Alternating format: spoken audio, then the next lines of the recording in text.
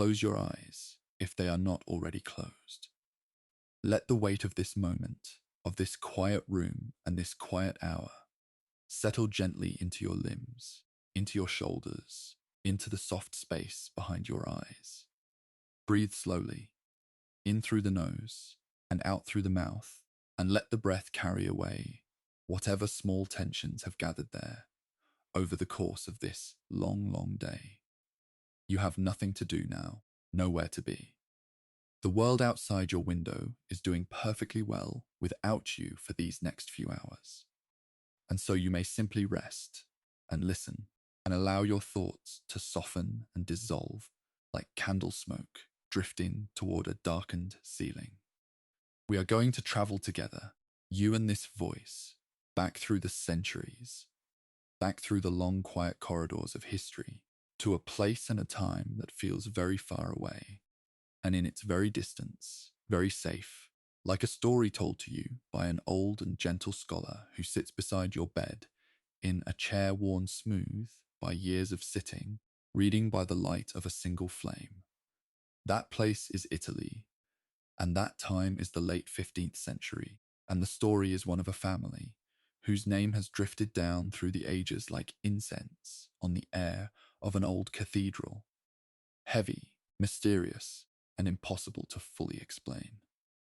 If this voice helps you rest tonight, consider subscribing to this channel. But only if you are still awake, only if your eyes are still willing to flutter open for one more moment before sleep takes them. And if you are already drifting, then simply let the words become a river, flowing slowly beneath you, carrying you forward without effort. We begin now. We begin in Italy. We begin with the Borgias. It was the year 1431, and it was the place of Zataiva, a modest town nestled in the fertile lowlands of Valencia, in the Kingdom of Aragon, on the eastern coast of what we now call Spain. That a child was born into a family of modest but respectable standing, a child whose life would eventually touch the highest seat of power in all of Christendom. The child was named Rodrigo de Borgia, in the Spanish manner of his family, though history would eventually render that name in the Italian form, Borgia. And it is under that Italian name that he would become one of the most talked about and most debated figures of the entire Renaissance period. The Borgia family were not nobility in the grandest sense, but they were people of standing, people with connections, people who understood that in the world of 15th century Iberia, the church was not merely a spiritual institution, but a ladder, a long and gilded ladder whose uppermost rungs touched the very heavens, and whose lower rungs were accessible to any family clever enough and devout enough, or perhaps ambitious enough, to place a son upon the first step. Rodrigo would be that son. He was, by most accounts of the period, a child of considerable natural gifts, an ease with language, a warmth of manner, a physical presence that would later be described by contemporaries as commanding and even magnetic, though history has not preserved for us any detailed portrait of his early years in Valencia. The family's fortunes took a decisive turn, as family fortunes so often do in the history of ambitious clans, when a well-placed relative rose to unexpected prominence. Rodrigo's maternal uncle was Alfonso de Borja, who had already established himself in the church as a man of learning, political skill, and genuine theological intelligence. And when Alfonso was elevated to the cardinalate in 1444, the trajectory of the entire Borgia family shifted as if a great river had been quietly redirected by the accumulation of silt and stone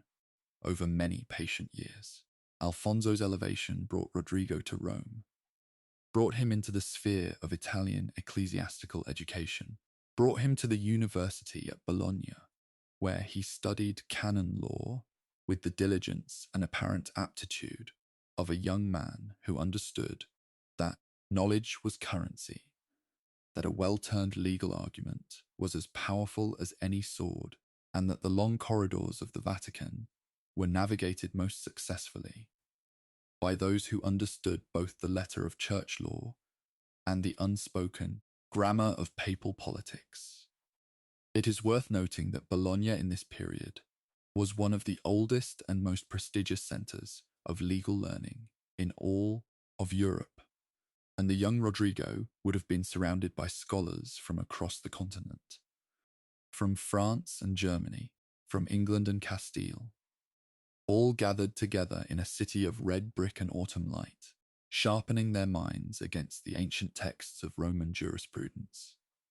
Meanwhile, the world of Rome in the middle of the 15th century was a world in which the boundaries between the sacred and the secular had grown wonderfully and sometimes dangerously permeable. The Renaissance was not yet in its full flowering, but its roots were already deep and spreading, and the great families of Italy, the Sforza of Milan, the Medici of Florence, the Este of Ferrara, the Orsini and the Colonna of Rome itself, were all engaged in a slow, complex, and endlessly shifting dance of alliance and rivalry that involved marriages and betrayals, artistic patronage and military campaigns, the careful accumulation of land, and the equally careful management of reputation.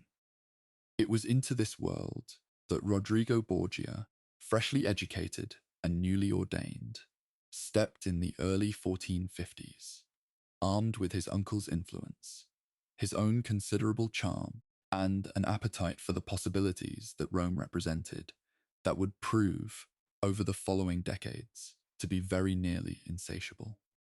In 1456, when Alfonso de Borgia became Pope Calixtus III, the elevation of the entire Borgia family reached a new and dizzying height, and Rodrigo was appointed to the cardinalate at the age of just 25. An appointment that shocked some, delighted others, and set the young Spaniard upon a path from which there would be no turning back. The appointment of a 25-year-old to the rank of cardinal was not, in the context of the 15th century, entirely without precedent, though it was certainly remarkable, and it spoke both to the power of papal nepotism and to the genuine estimation in which Rodrigo was held by those who had encountered him in the halls of Vatican diplomacy. He was made Cardinal Deacon of San Nicola in Cesare, and not long afterward he was appointed Vice-Chancellor of the Holy Roman Church, a position of extraordinary administrative importance that he would hold for the next 35 years across the pontificates of 5 different popes, demonstrating a political resilience and an institutional knowledge that was, whatever else one might say about him, genuinely impressive. During this long tenure as Vice-Chancellor, Rodrigo administered the enormous and complex machinery of papal governance. The correspondence, the benefices, the legal disputes, the financial arrangements, the management of distant dioceses and far-flung monasteries. And he did so with a thoroughness and an energy that even his critics were occasionally forced to acknowledge. It was also during these years, the quiet decades of administration and accumulation, that Rodrigo Borgia began to build, stone by patient stone, the personal fortune and the network of obligations and loyalties that would eventually make him, in the summer of 1492, a very credible candidate for the throne of St. Peter.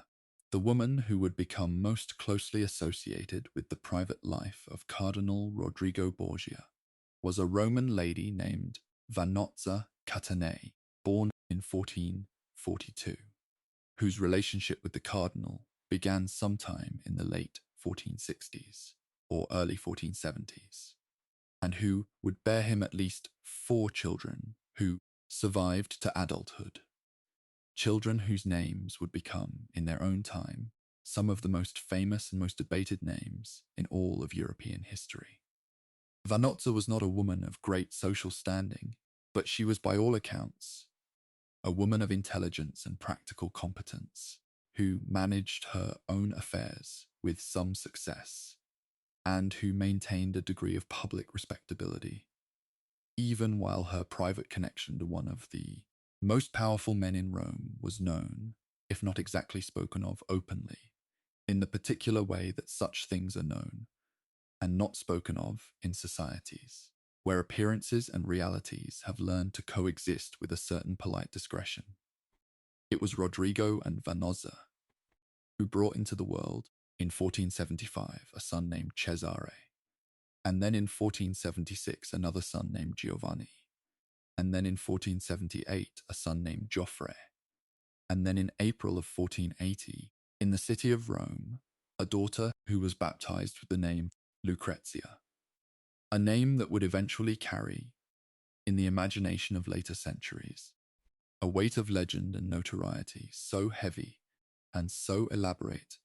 that the real woman beneath it has sometimes been difficult to see at all. Lucrezia Borgia arrived in the world on the 18th of April, 1480, in Rome, and grew up in circumstances that were, by any measure, unusual. Her father was one of the most powerful ecclesiastical figures in Europe, a man of vast wealth and far-reaching connections, who kept his children close, educated them carefully, dressed them beautifully, and made no particular effort to conceal his paternal pride in them, even as church law formally prohibited the clergy from acknowledging natural children. Her early years were spent partly in the care of her mother, Vannozza, and partly in the household of her father's cousin, a woman named Adriana da Mila, who served as a kind of official guardian and hostess for the cardinal's household, providing a veneer of social propriety over arrangements that were, at their core, the domestic life of a man who had never permitted the formal requirements of his vocation to entirely constrain the appetites of his nature. Lucrezia grew up surrounded by art and music, by the sound of Latin and Italian, by the constant movement of important men through magnificent rooms, by the smells of beeswax candles and expensive cloth, and the particular dusty fragrance of old books. And she was educated, as was increasingly the fashion among the elite families of Renaissance Italy,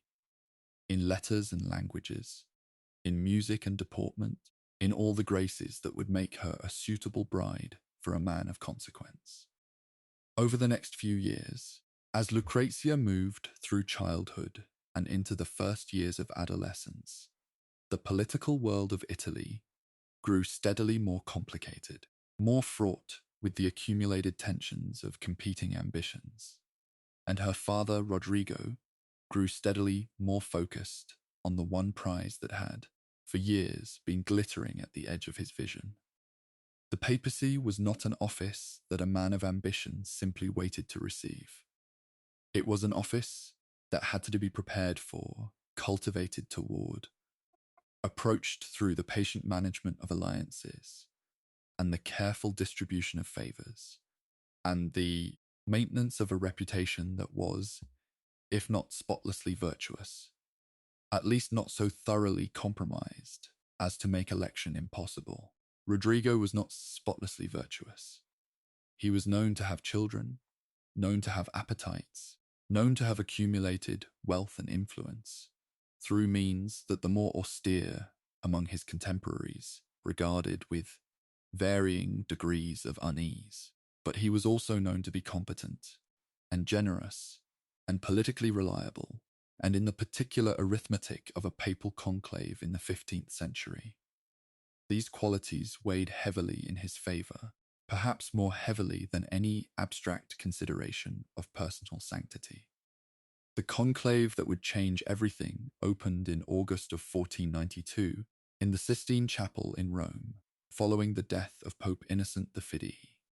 on the 25th of July of that year, and it brought together 36 cardinals, who had gathered,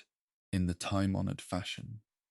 to elect a new successor to St. Peter. The summer of 1492 was a summer of remarkable historical density.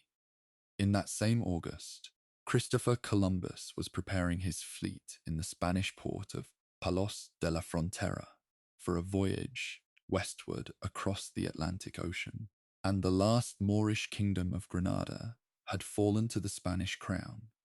In January of that year, and in Florence, the great Lorenzo de' Medici had died only a few months before, leaving a power vacuum in that city that would ripple outward across Italy for years to come.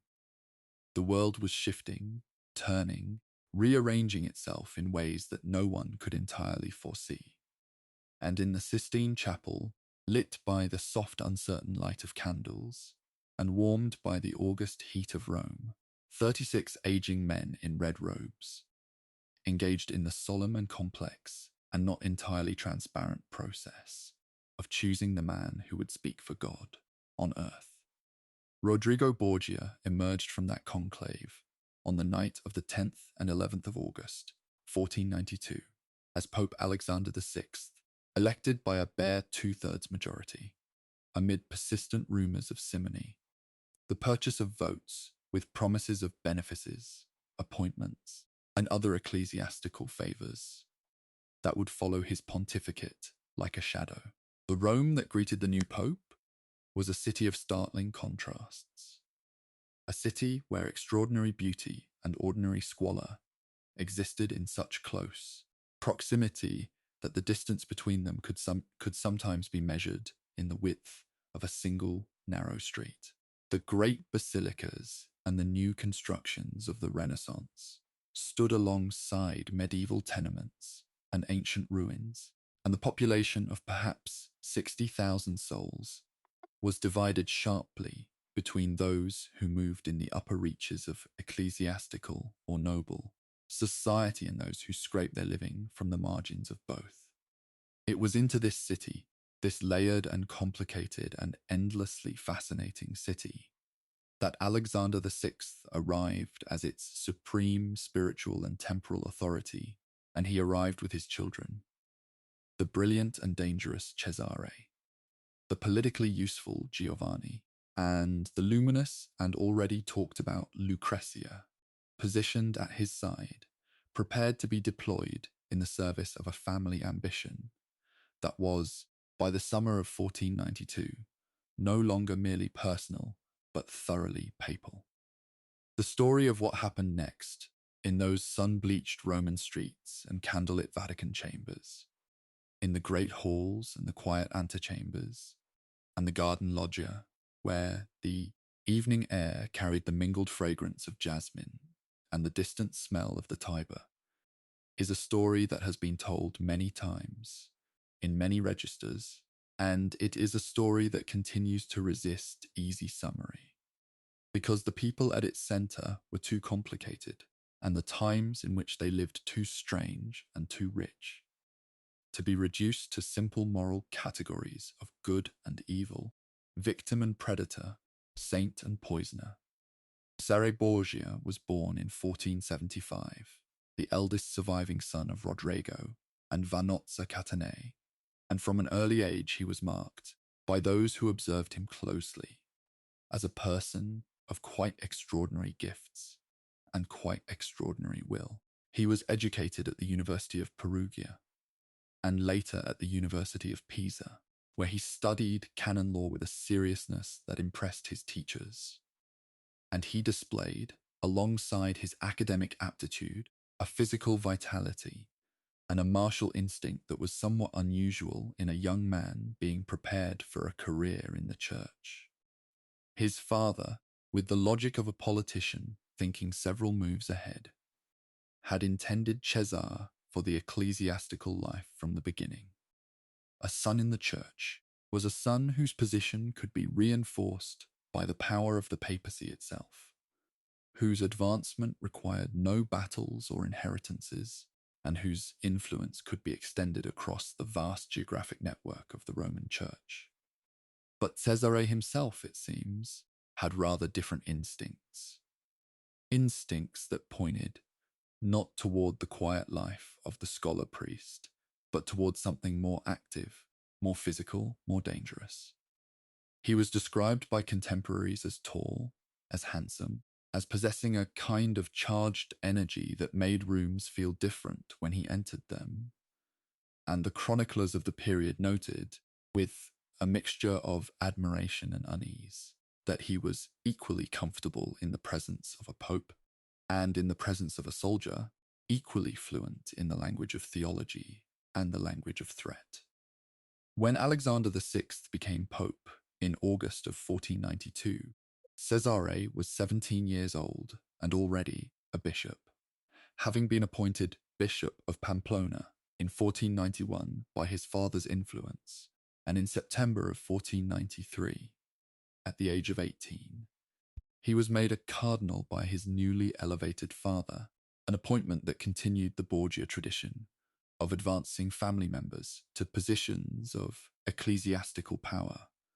that their youth and their personal histories might not, in an ideal world, have recommended them for. As a cardinal, Cesare found himself in Rome during a period of intense political maneuvering, when the great powers of Europe, France under Charles die, Spain under Ferdinand and Isabella, the various Italian city-states, in their perpetually shifting configurations, were all pressing against the boundaries of the peninsula with varying degrees of urgency. And when the papacy under Alexander was engaged in a delicate and sometimes desperate effort to preserve its temporal power, while simultaneously managing its spiritual authority. Charles V of France descended into Italy in 1494, and his army moved southward through the peninsula, with a speed and a force that left the established political order badly shaken. And Cesare, who was still nominally a cardinal, though his heart was clearly elsewhere, served as a papal legate in the negotiations and the movements that followed, gaining his first real experience of the world beyond the Vatican walls, beyond the gentle rhythms of ceremonial and scholarship, in a world where power was exercised through armies and threats, and the rapid movements of men on horseback through a landscape that was at once beautiful and deeply dangerous. During this period, the quiet scratch of a quill in a Roman palazzo and the distant toll of a church bell at matins were the sounds against which all these larger dramas played themselves out.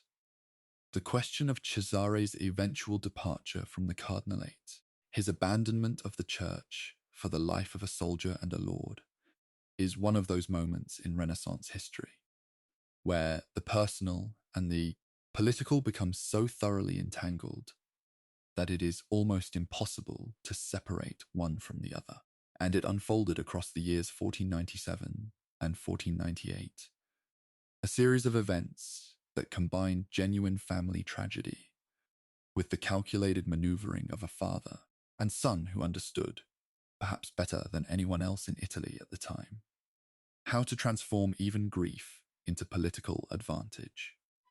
In June of 1497, Cesare's brother Giovanni, the Duke of Gandia, was murdered in Rome,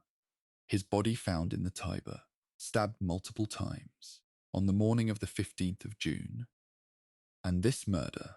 which shocked even the hardened political class of Rome, was never officially solved, though suspicion fell upon Cesare almost immediately, and has never entirely lifted, because Giovanni's death was in many respects quite convenient for a brother who had long chafed against his ecclesiastical constraints, and who stood to inherit, with Giovanni gone, a much larger share of his father's attention and his father's plans. Historians believe, though they cannot definitively prove, that Cesare was responsible for his brother's death, and the evidence that survives, scattered across the diplomatic dispatches and private letters of the period, suggests at minimum that the question was not considered settled even at the time, that contemporaries looked at Cesare with a particular kind of wariness that spoke of things suspected and not spoken. In the year 1498, Cesare formally renounced the cardinalate, the first cardinal in the history of the church to do so, and stepped into secular life with a decisiveness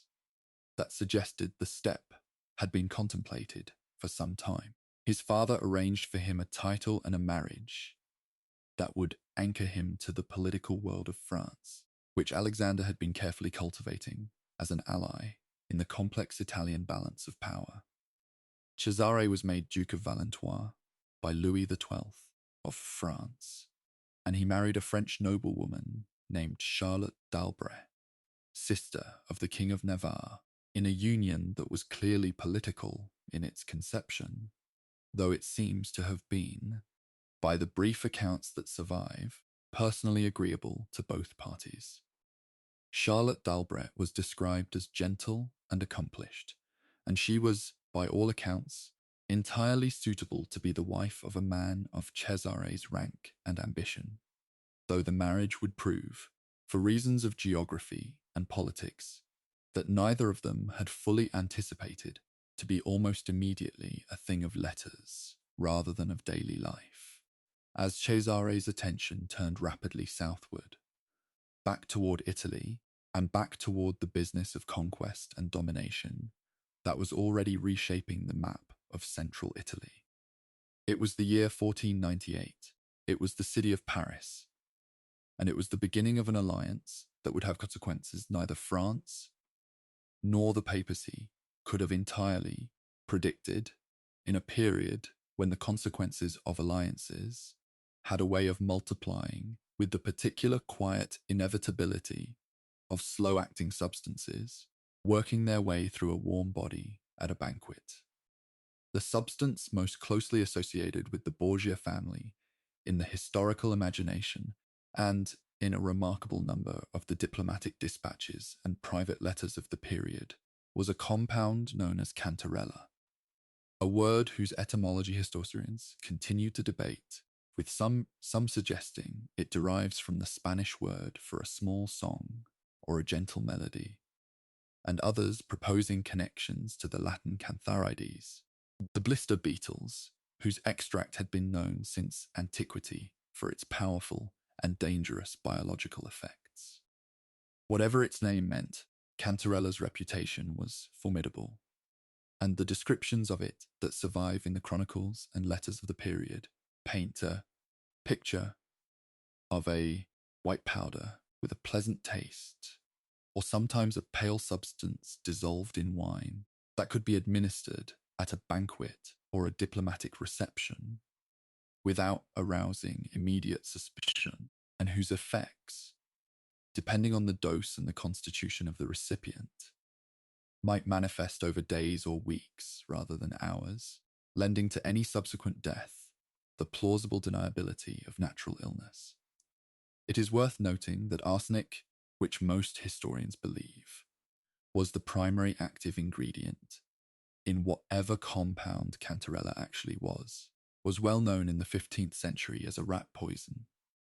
and had been used in various forms since at least the Roman period, when its properties and its dangers were already documented in the medical literature.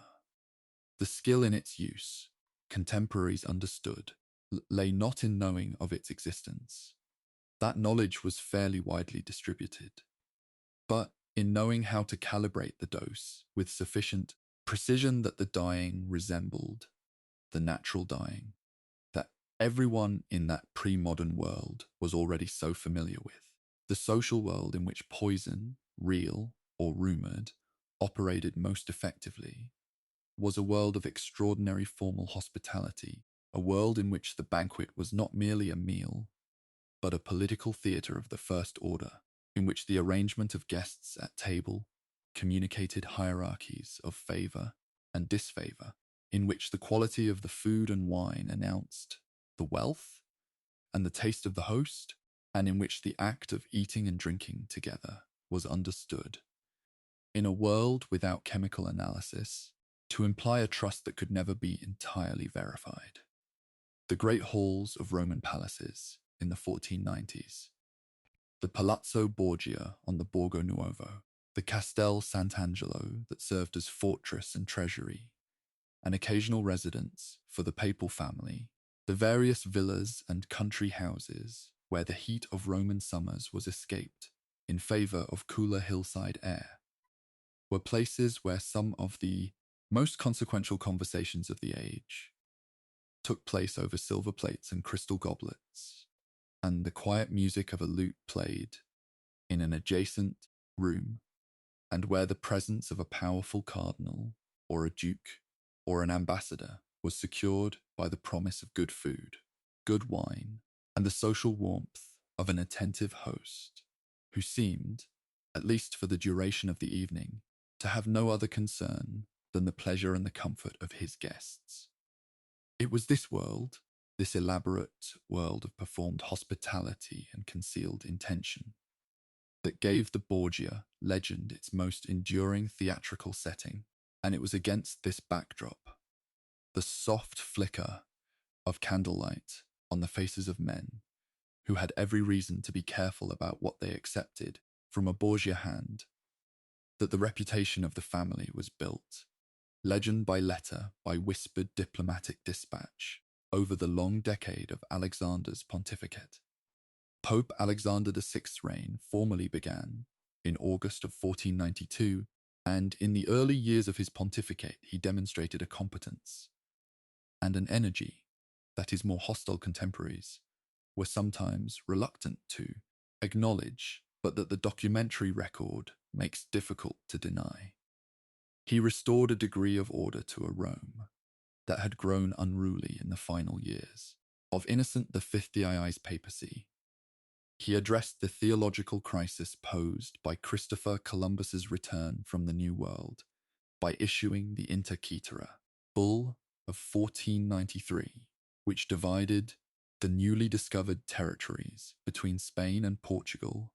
with a line drawn across the Atlantic at a specific meridian, an act of breathtaking geopolitical confidence that treated the entire undiscovered world as a thing to be distributed by papal decree. He engaged with the ongoing crisis posed by the Ottoman advance into Eastern Europe, and he maintained an active correspondence with the rulers of Christendom on matters of theology, politics, and mutual interest. He was, in other words, a pope who worked, a pope who governed,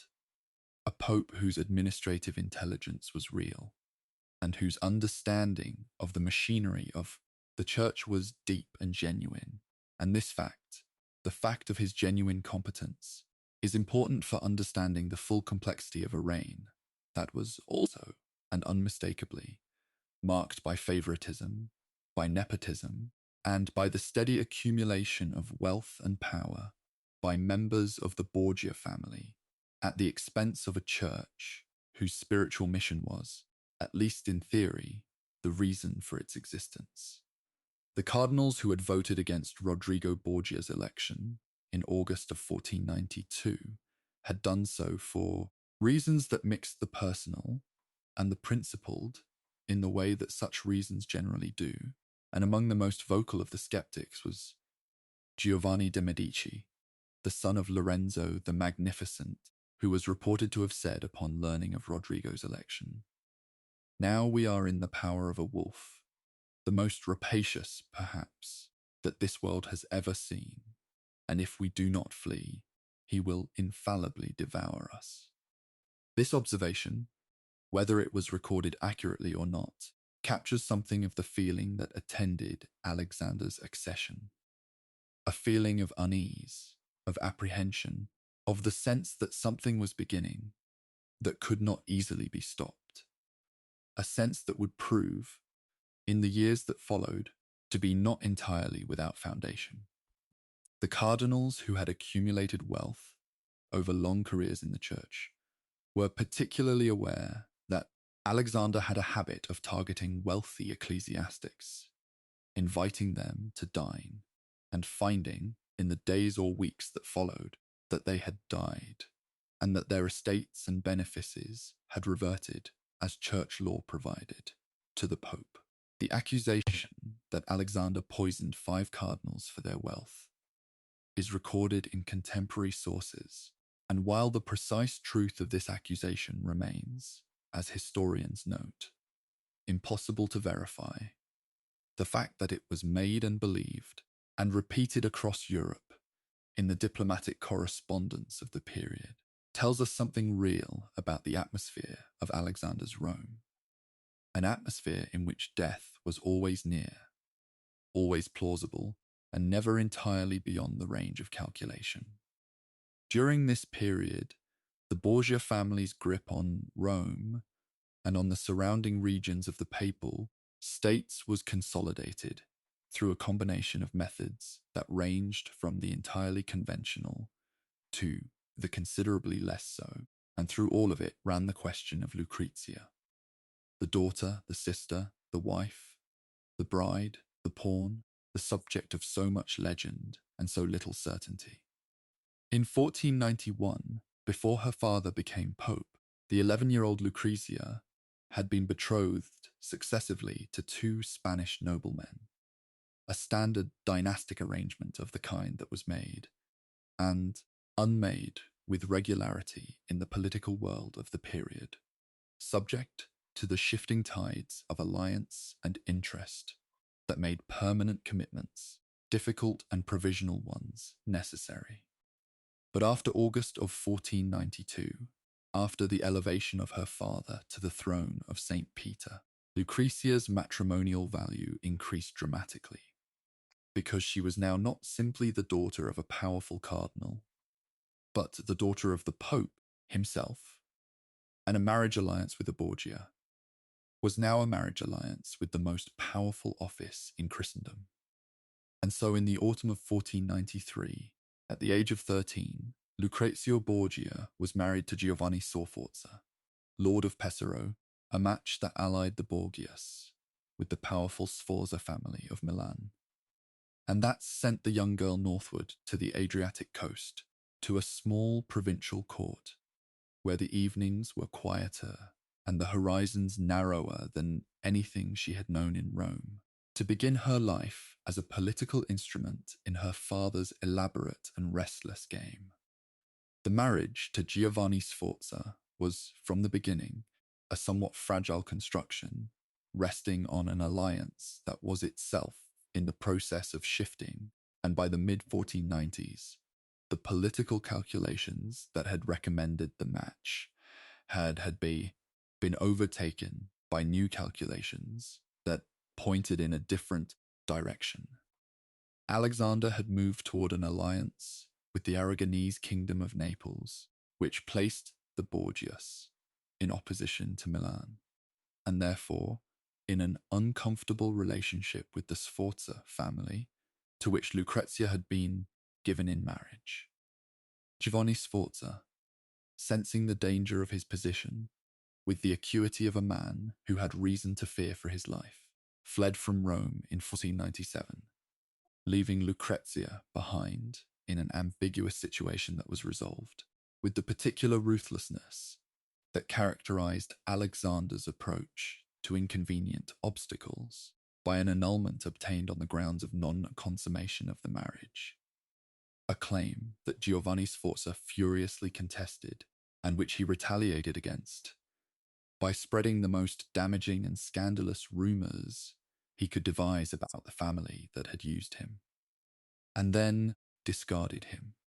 The rumors that Giovanni Sforza spread, rumors of incest, rumors of moral depravity of various kinds, rumors that attached themselves to the Borgia name with the tenacity of smoke attaching itself to cloth, cannot be verified, and modern historians generally treat them as the revenge of a humiliated man, with a very good reason to damage those who had damaged him, but they circulated widely enough, and were repeated in enough different places to acquire a kind of independent life that has never entirely dissipated. The city of Rome in the late 1490s was a city living with a particular kind of tension, a low and persistent tension that was not quite fear and not quite excitement, but something that contained elements of both. A sense that the rules of the game were being rewritten, that the familiar limits on what was possible in the pursuit of power had become somewhat less fixed than they had previously appeared to be, and that in the Vatican, in the candlelit apartments of a pope who worked late into the night and whose children moved through the city with an authority that had no obvious limit, something was being decided that would shape the world for years to come. The soft flicker of torchlight in the narrow streets near the Borgo, the quiet movement of armed men through the warm Roman night, the whispered conversations in the anterooms of palaces where important men waited for audiences that might bring them elevation or ruin. These were the textures of daily life in Alexander's Rome, and they formed the background against which the story of the Borgias' most consequential years would play itself out. It was in this atmosphere, in this Rome, in the last years of the 15th century, that the legend of the Borgia poisoner, real, exaggerated, and entirely impossible to fully separate from either the truth or the myth, took its final and enduring shape, settling like a fine pale powder into the fabric of European historical memory, where it has remained ever since, quietly present, waiting to be examined in the soft and thoughtful light of a quiet night, by a voice that speaks slowly, and by a listener whose eyes are growing heavy, and whose breathing is becoming, with every passing moment, a little more slow, a little more even, a little more like sleep. It was the year 1499, and it was the city of Rome, and it was the beginning of what historians have come to regard as the most active,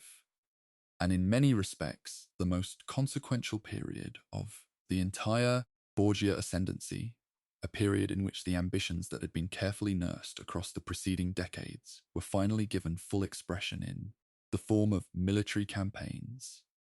political marriages, and the systematic reshaping of the map of central Italy according to a vision that was, in its essential outlines, the vision of a father and a son working in such close coordination that it was sometimes difficult for contemporaries to tell where the Pope's will ended and Cesare's began. Cesare Borgia had returned from France in the spring of 1499 with his new title of Duke of Valentinois, with a French army promised to him by Louis XII, with a marriage that was already more symbolic than domestic, and with the particular focused energy of a man who has at last been given permission to become what he has always believed himself to be. He was 23 years old, and the Romagna lay before him like a landscape waiting to be organized, like a collection of small lordships and ancient families, whose time, he had decided, was simply over. The lords of the Romagna, the Riario of Imola and Forlì, the Malatesta of Rimini, the Manfredi of Faenza, the Verano of Camerino, the da Montefeltro of Urbino, had each maintained their small courts and their local authority under the nominal suzerainty of the papacies for generations, and each of them now looked northward at the approaching Borgia army with a mixture of apprehension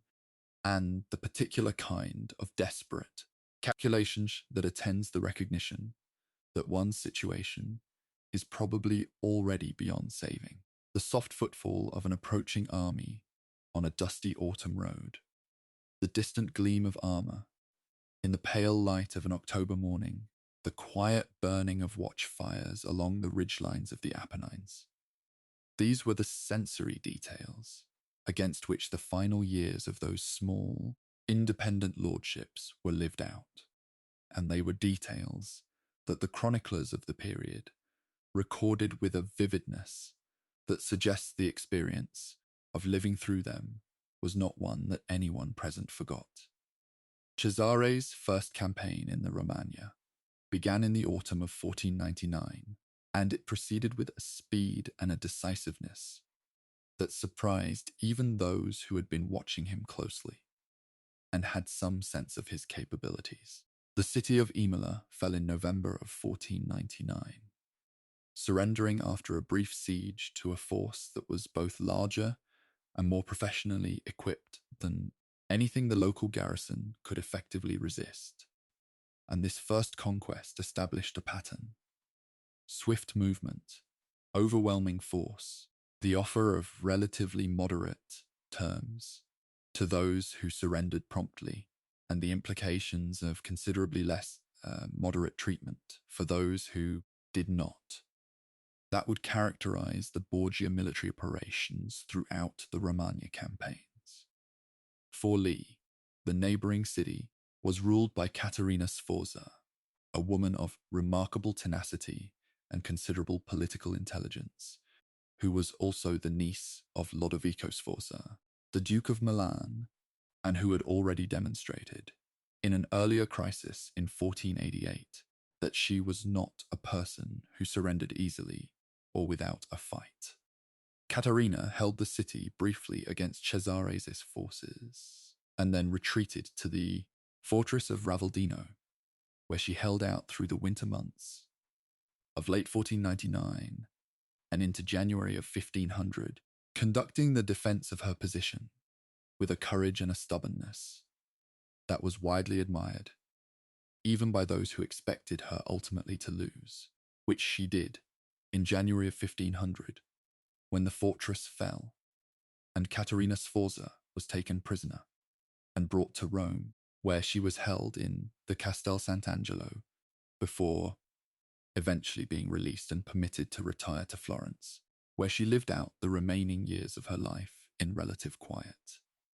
It is worth noting that among the men who served in Cesare Borgia's entourage during this period was a Florentine diplomat and political theorist named Niccolò Machiavelli, who was sent by the Republic of Florence to observe and report on Cesare's operations in the Romagna, and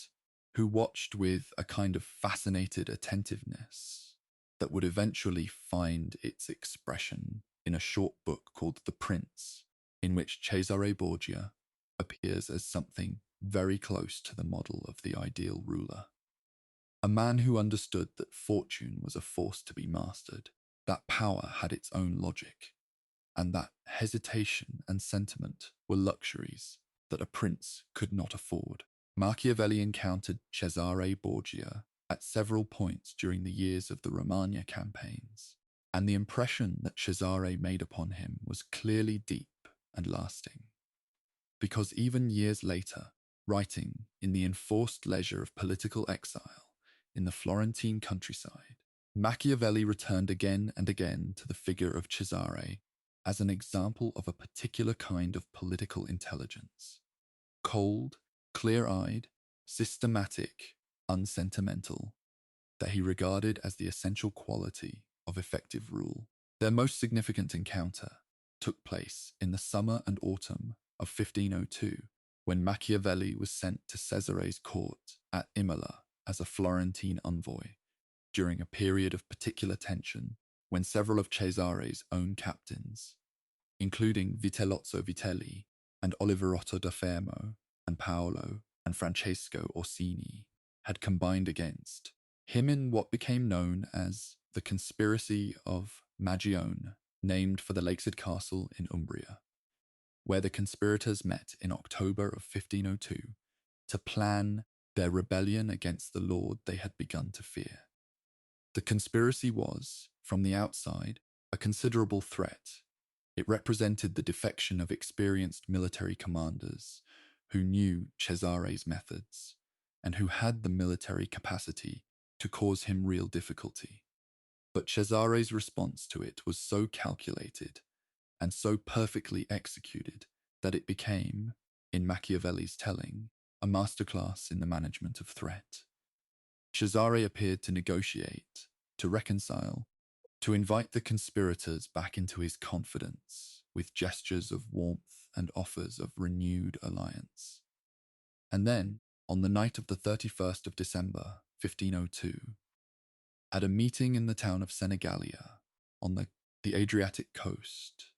that the conspirators had been led to believe was a formal ceremony of reconciliation,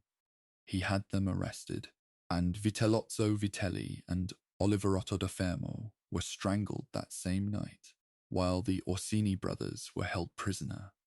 and killed in the weeks that followed. Machiavelli was close enough to witness the aftermath of this event, close enough to feel the particular quality of the silence that followed the removal of men who had been, only days before, powerful figures moving through the world with all the confidence of those who believe themselves to be safe. And what he felt, recorded in the letters he sent back to Florence, was something that mixed admiration and unease in proportions that he himself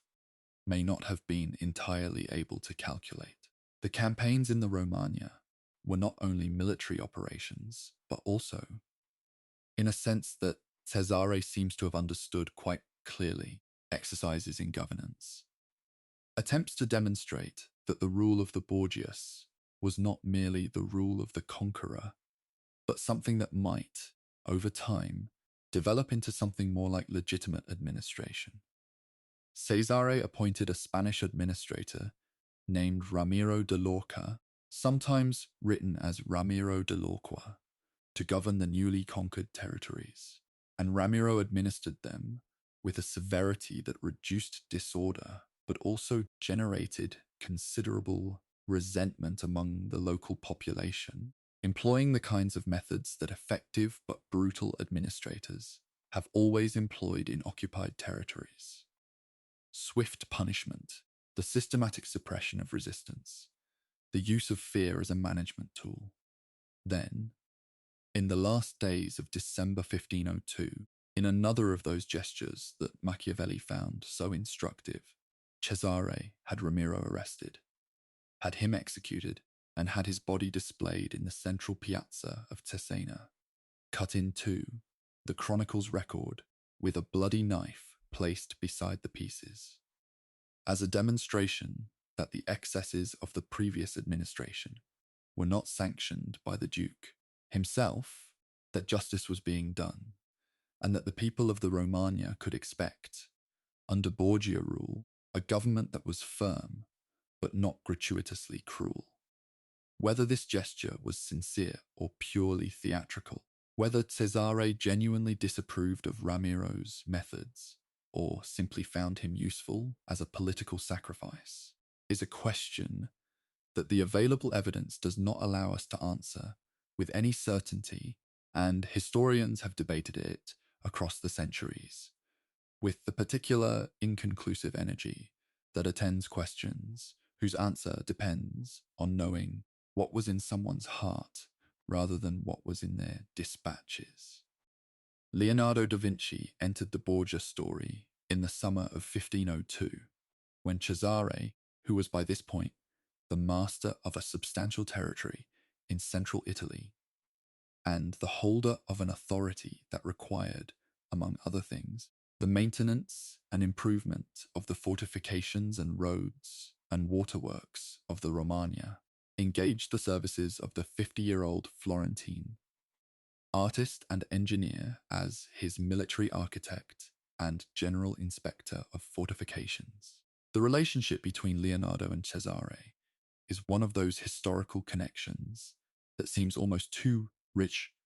with symbolic possibility to be entirely comfortable. The greatest artist and polymath of the age,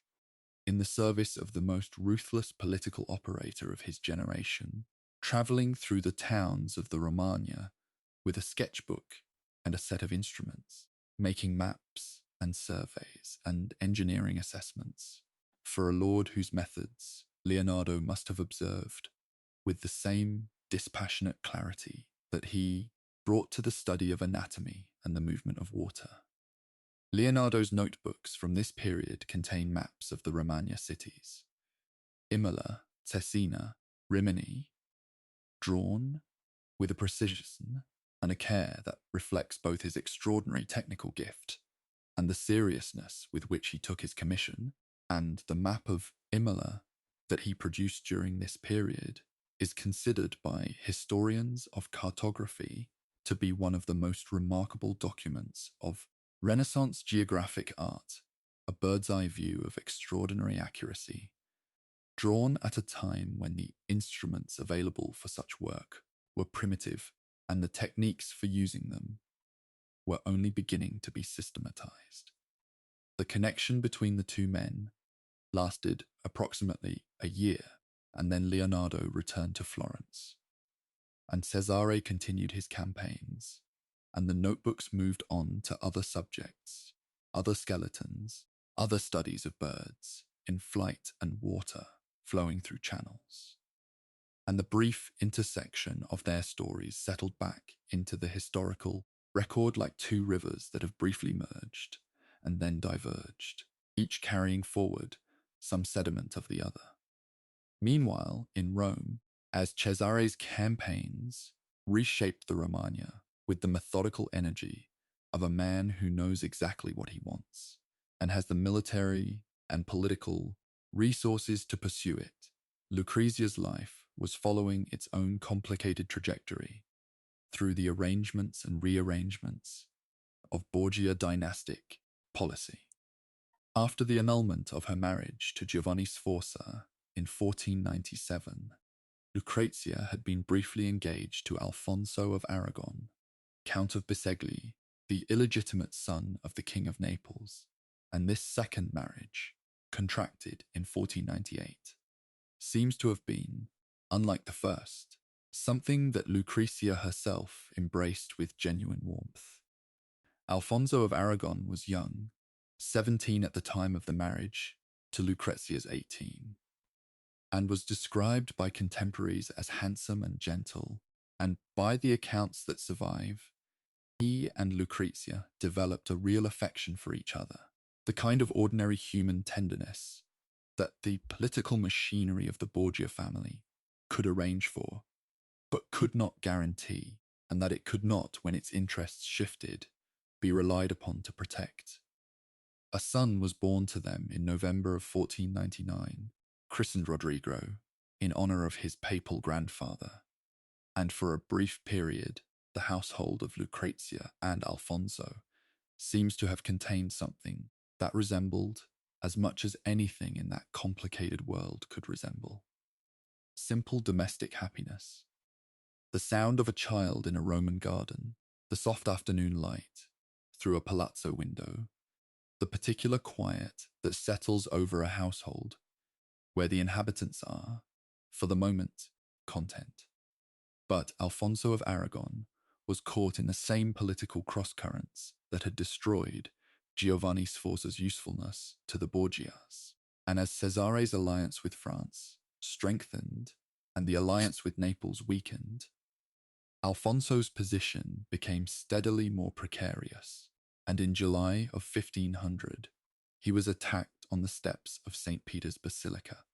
by unknown assailants who left him badly wounded but alive. Alfonso of Aragon survived the initial attack on the steps of St. Peter's, and in the weeks that followed, Lucrezia and Alfonso's sister Sancia nursed him with a devotion that the records describe in terms that suggest genuine fear and genuine love working alongside each other in the confined space of a sick room in the Vatican, where the young man lay recovering from his wounds under the care of his family, while, outside the door, the world of Borgia politics continued its normal operations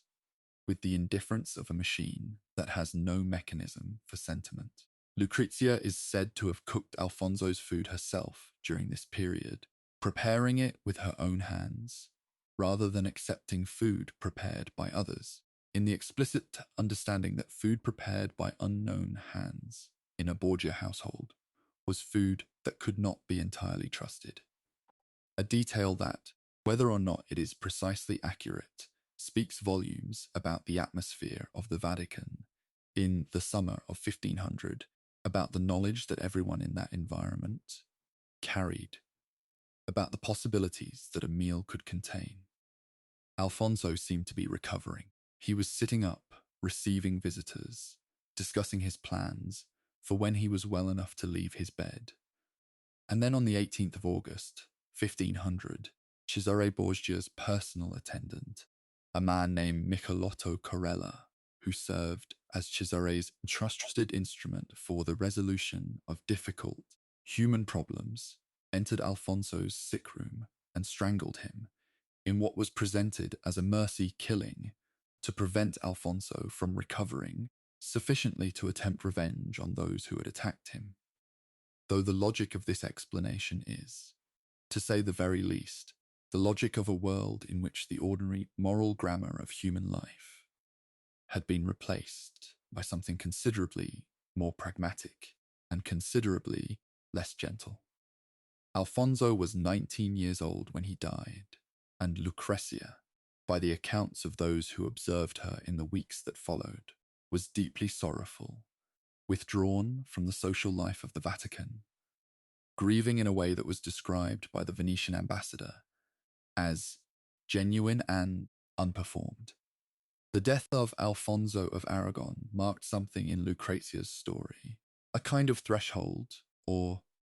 turning point after which the narrative of her life began to move in a different direction, away from Rome and away from the immediate shadow of her father and brother toward a new life in the north of Italy that would eventually prove to be, for all its political origins, something closer to her own. In the summer of 1501, Alexander VI negotiated a third marriage for Lucrezia,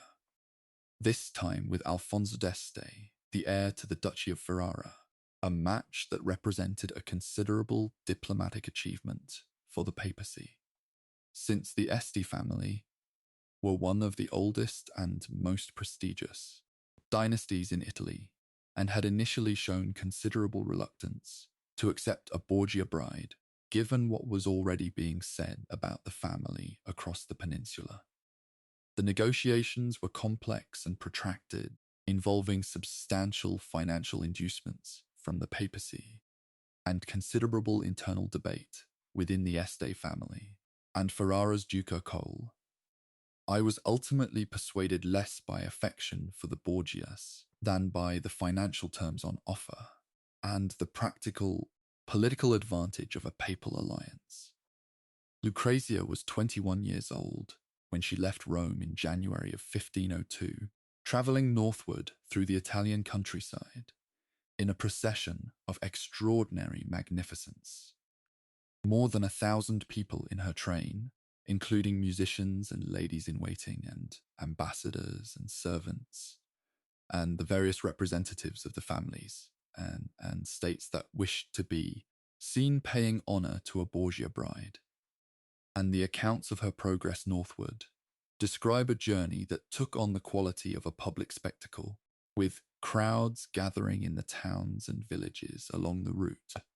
to observe the passage of this young woman, whose name they had all heard, whose reputation they knew something of, and whose face, by the accounts of those who saw it, was beautiful and composed, and gave away very little of whatever she was feeling as she travelled away from everything she had known. Ferrara was a different world from Rome, and the Este court at Ferrara was a world of genuine intellectual and artistic distinction, a world of poets and musicians and philosophers, of a tradition of patronage that had produced some of the most significant literary and artistic work of the 15th century, including the court of Leonello d'Este, which had been one of the great centres of humanist scholarship in the 1440s, and the patronage of the poet Matteo Maria Boiardo, whose Orlando Innamorato had been composed under Este sponsorship.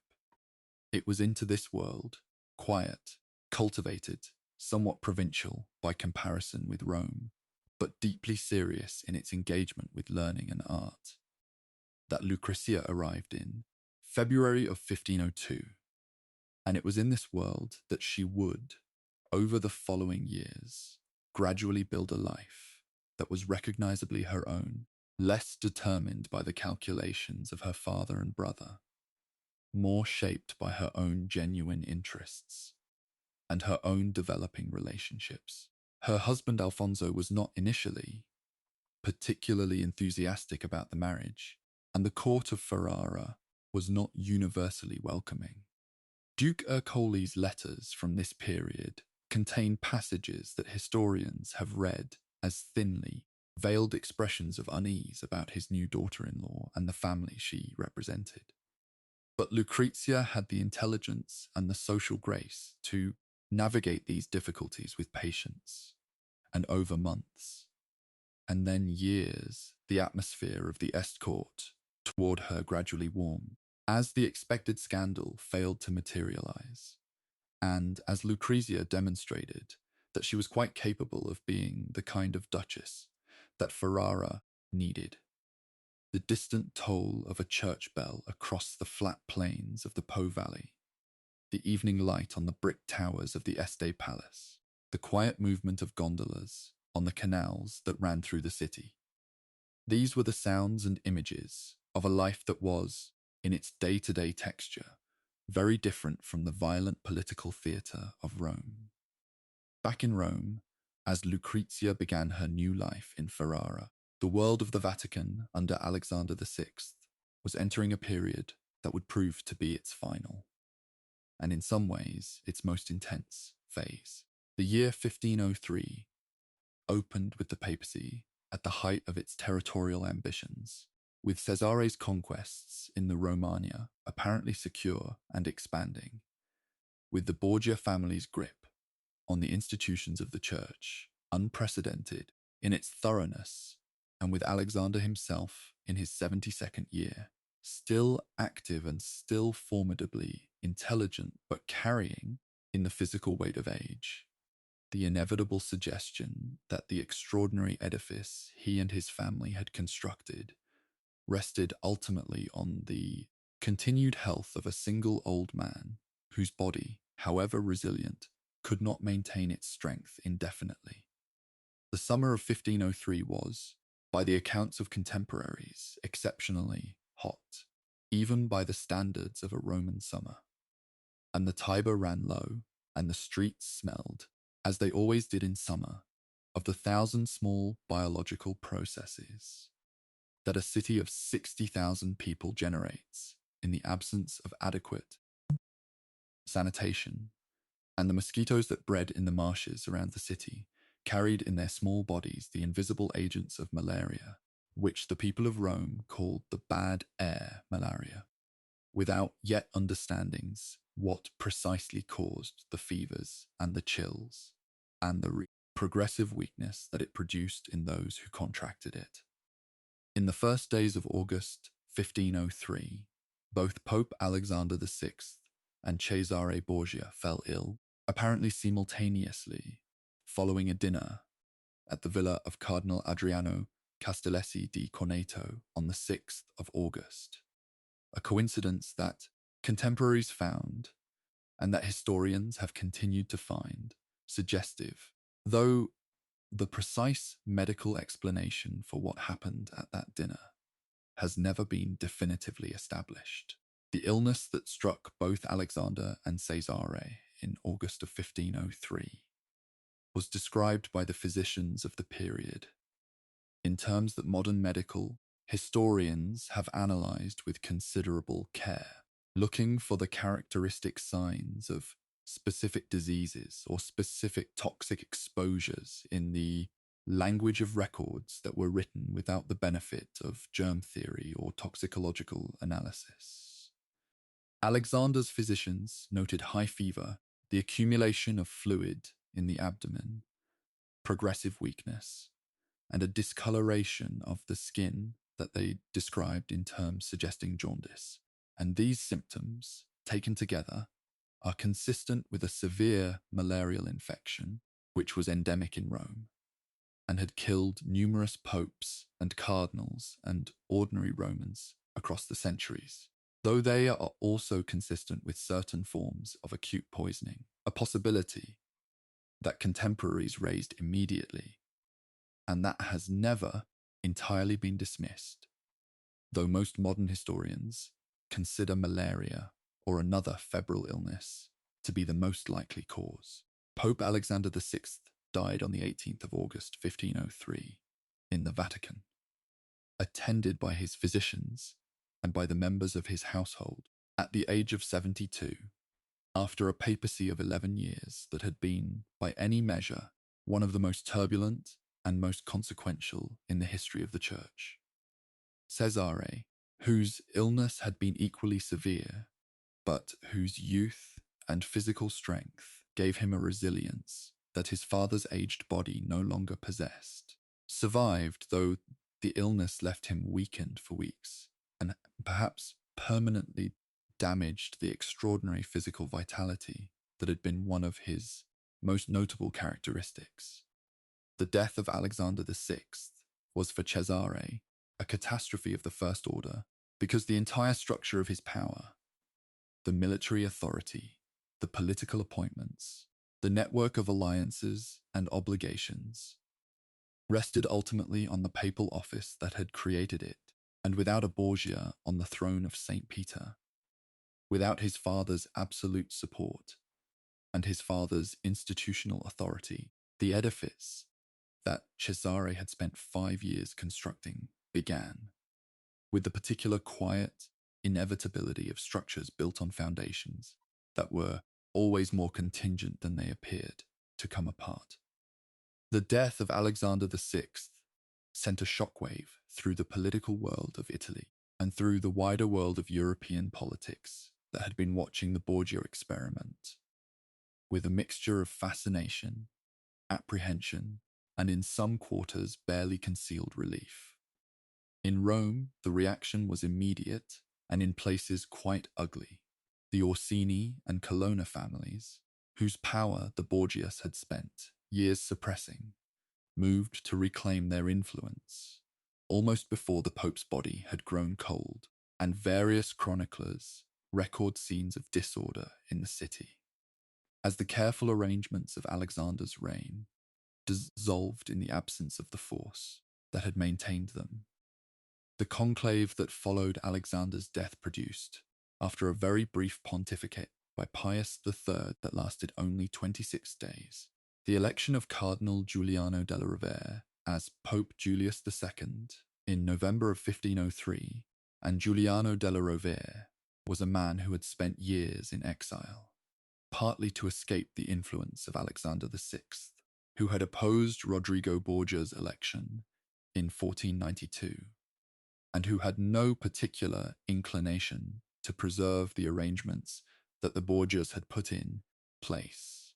Julius II was also a man of formidable will and considerable military ambition himself, a pope who would eventually be known as the Warrior Pope for his personal participation in military campaigns, and who understood that a strong papacy required not the kind of family-centered nepotism that Alexander had practiced, but a more institutionally grounded form of authority that did not depend on a single family's continued dominance. For Cesare, the election of Julius II was the definitive closing of the door that his father's death had opened a crack. Julius had no reason to support him, several reasons to oppose him, and the political and military resources to make that opposition effective. Cesare Borgia spent the months following his father's death in a state of progressive political disintegration that was all the more poignant for those who observed it closely, because it happened to a man who had so recently appeared to be at the height of his powers, a man whose intelligence and will had seemed, in the years of the Romagna campaigns, to be more than adequate to meet whatever difficulties the world could present. The territories he had conquered began to slip away. Some were reclaimed by the papacy under Julius. Others were recovered by the local families he had displaced. And the careful architecture of the Duchy of Romagna, which had been such a significant accomplishment, and which Machiavelli had observed with such admiring attention, was dismantled with a speed that suggested how much of its apparent permanence had rested on the unique conditions of Alexander's pontificate. Cesare was arrested by the Spanish viceroy in Naples in the spring of 1504, held for a period, escaped, was captured again, and eventually found himself a prisoner in the castle of La Mota in Spain, in the kingdom of Castile, as far removed as it was possible to be from the Italian theatres in which he had made his name. He escaped from La Mota in October of 1506, fled to the Kingdom of Navarre, where his brother-in-law Jean d'Albret was king through his marriage to Cesare's wife, Charlotte's brother, and took service with the Navarrese king in a conflict that was, by any comparison with the campaigns of the Romagna, very much a minor affair, a small war between small powers over questions that had no significance beyond the immediate horizon of a small Pyrenean kingdom. And it was there, in the Kingdom of Navarre, at the siege of the small town of Viana, on the 12th of March, 1507, that Cesare Borgia was killed, ambushed by a group of knights in a narrow pass, unhorsed, and killed with multiple lance wounds, while his escort rode on ahead, without realizing what was happening, leaving him alone in the dust of a Spanish road,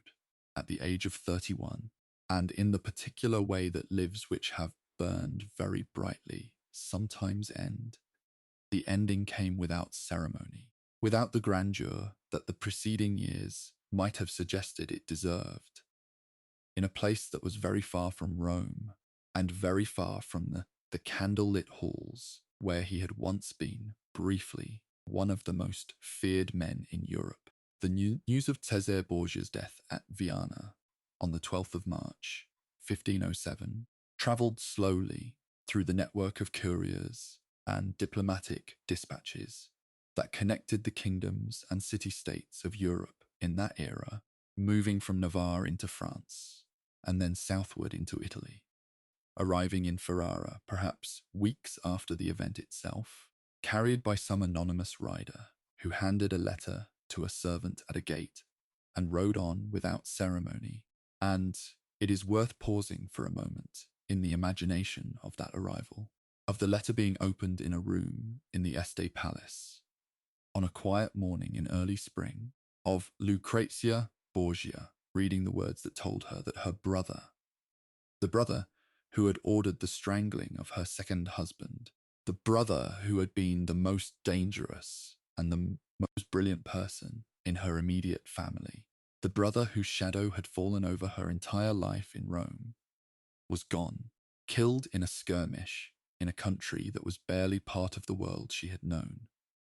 At 31 years old, before his story had reached anything resembling a conclusion. Lucrezia was 26 years old in the spring of 1507, and she had already outlived 2 marriages, a father, and now a brother, and the life she was building in Ferrara was by this point genuinely her own, in a way that her Roman years had never quite been, shaped less by the designs of others, and more by her own growing confidence in who she was and what she valued. She had become, in the 5 years since her arrival in Ferrara, a respected and even beloved figure in the Este court, a patroness of poets and scholars, a woman of genuine learning, who corresponded with some of the leading literary figures of her age, including Pietro Bembo, the great Venetian humanist and future cardinal, with whom she exchanged a series of letters in the early years of her time in Ferrara that were remarkable for their intellectual warmth and their evident mutual regard. Letters that were preserved and eventually published, and that revealed, to later centuries, a Lucrezia quite different from the legend that her family's reputation had created around her. Pietro Bembo's letters to Lucrezia, preserved in various archives, describe a woman of considerable wit and genuine literary sensibility, a woman who read Latin and who engaged seriously with the philosophical and poetic questions of her day,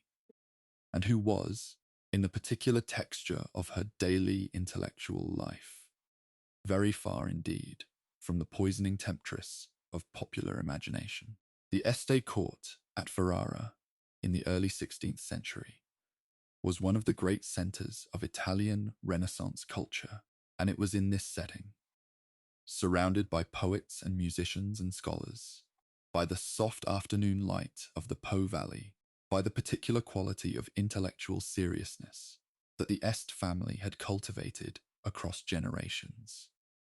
That Lucrezia Borgia spent the most peaceful and, in some respects, the most genuinely fulfilled years of her life.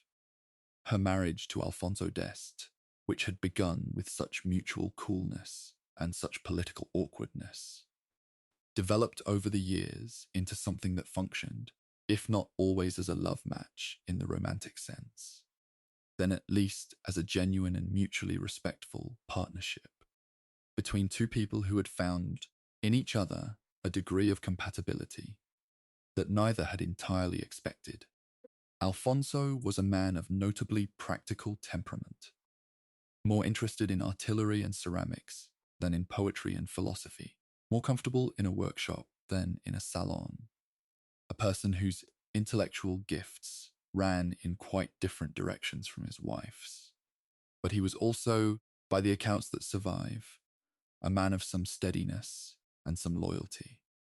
and his relationship with Lucrezia, which produced several children over the years, seems to have been characterized by a respect that, in a world where dynastic marriages were rarely expected to be more than politically functional, counted for something real. They had children together. Ercole, born in 1508, who would eventually become Duke of Ferrara as Ercole Sue, and several others who did not survive infancy or early childhood, as was so tragically common in an era when the medical understanding of childhood, illness was still very far from adequate to the task of preventing the losses that families of all social levels experienced, with what we, looking back, can only describe as heartbreaking regularity. The pregnancies and the losses marked Lucrezia's years in Ferrara with a rhythm of hope and grief that was the private counterpoint to the more public life of patronage and court ceremony and the documents of this period. The letters she wrote, the records of her household, the accounts of her activities, suggest a woman who was genuinely engaged with her life, who found pleasure in music and reading, who managed the practical affairs of her household with intelligence and care,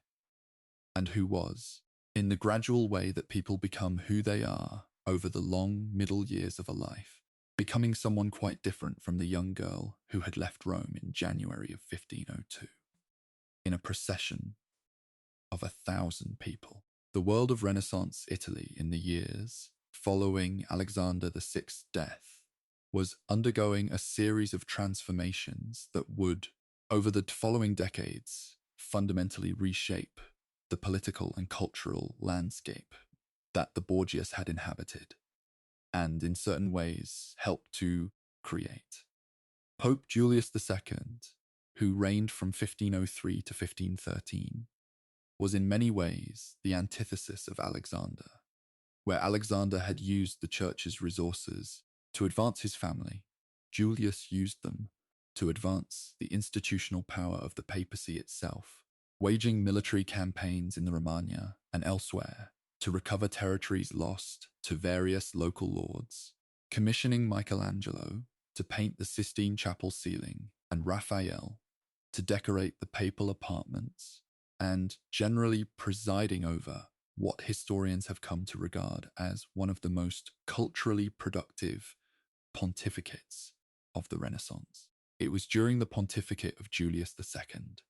and then of Leo X, who was none other than the Giovanni de' Medici,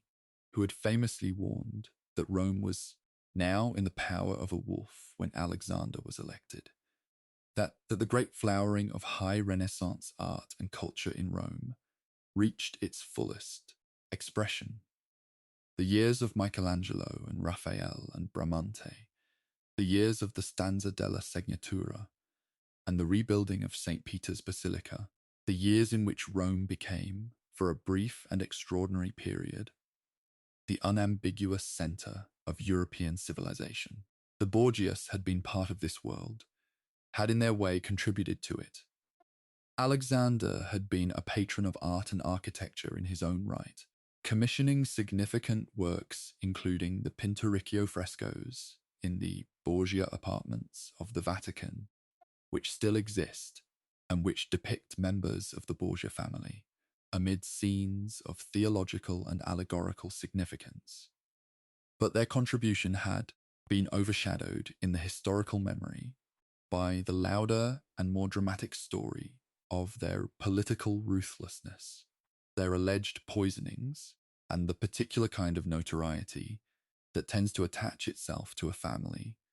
that combines great power with a great disregard for conventional limits. The legend of the Borgias as poisoners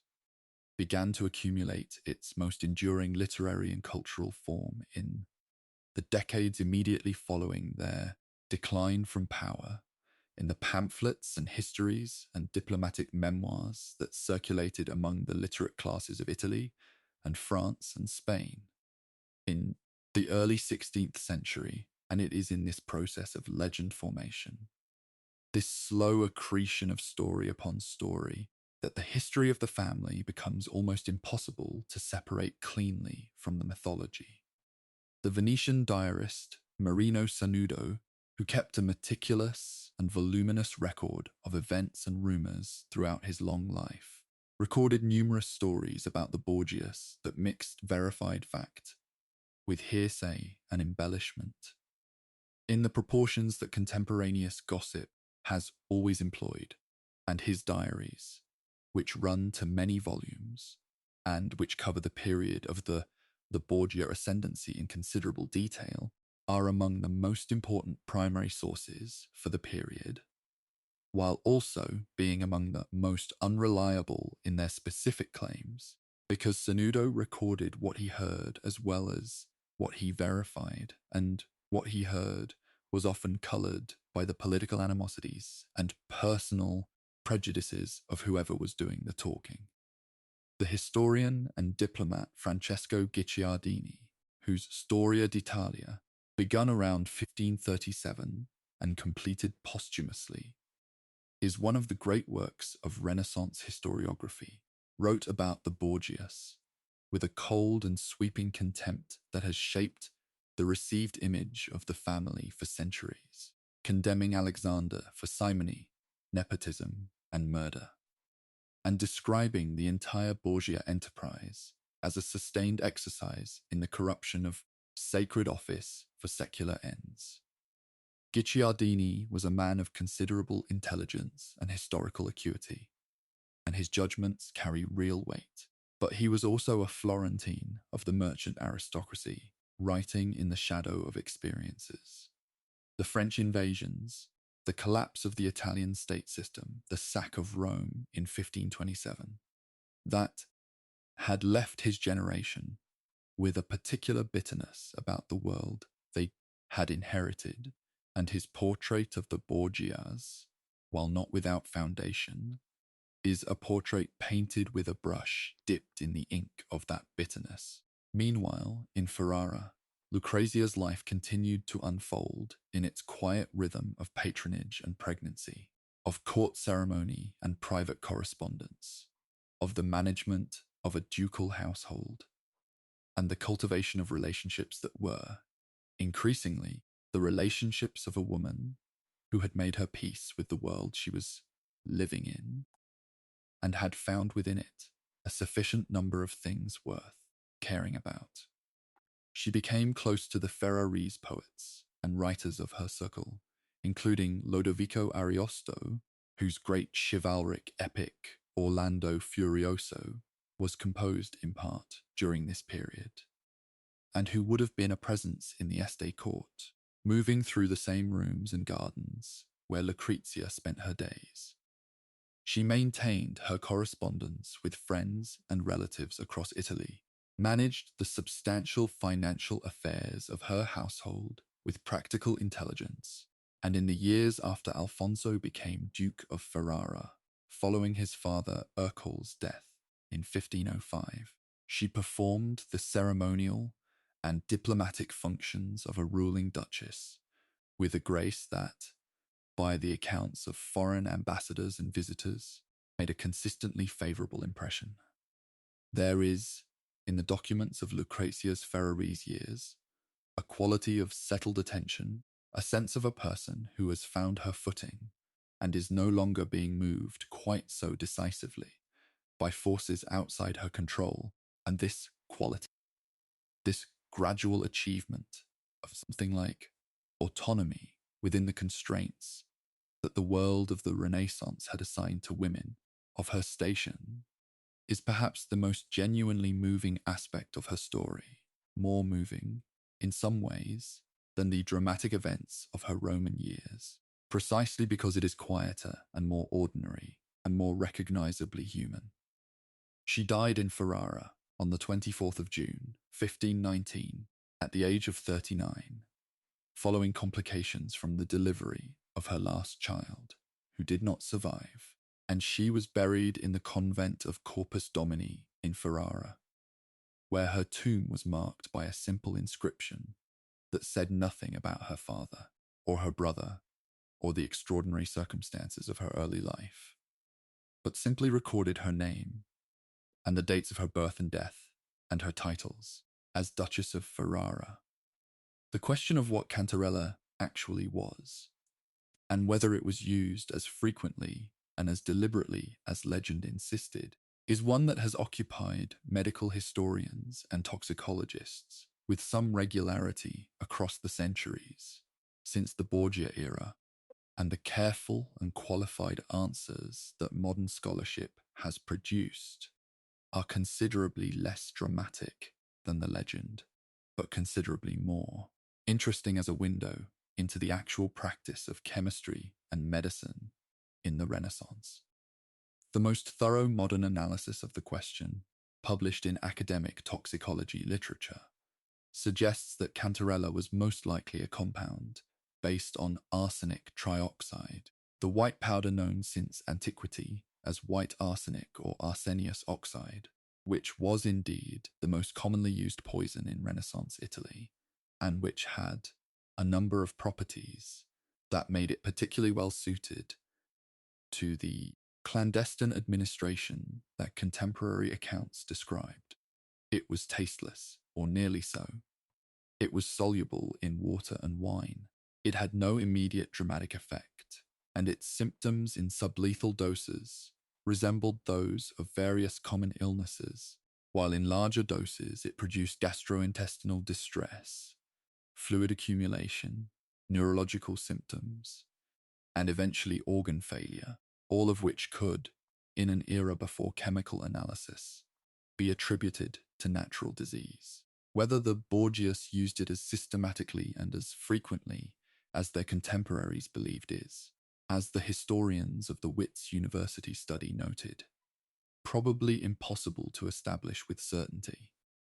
The chemical testing that would have been required to confirm arsenic poisoning in a 15th century corpse was not available until the development of the Marsh test in 1836, more than 3 centuries after Alexander's death. And the symptoms that contemporaries attributed to Borgia poison were symptoms that natural illness could equally well produce in a city where malaria and typhoid and various other serious diseases were endemic, and where no natural death of a person of consequence was ever entirely free of the possibility of suspicion.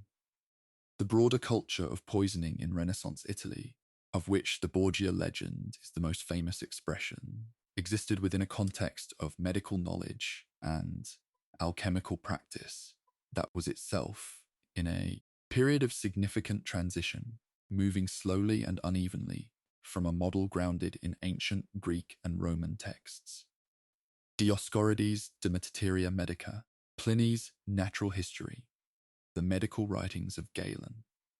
towards something that would eventually become the empirical chemistry and pharmacology of later centuries,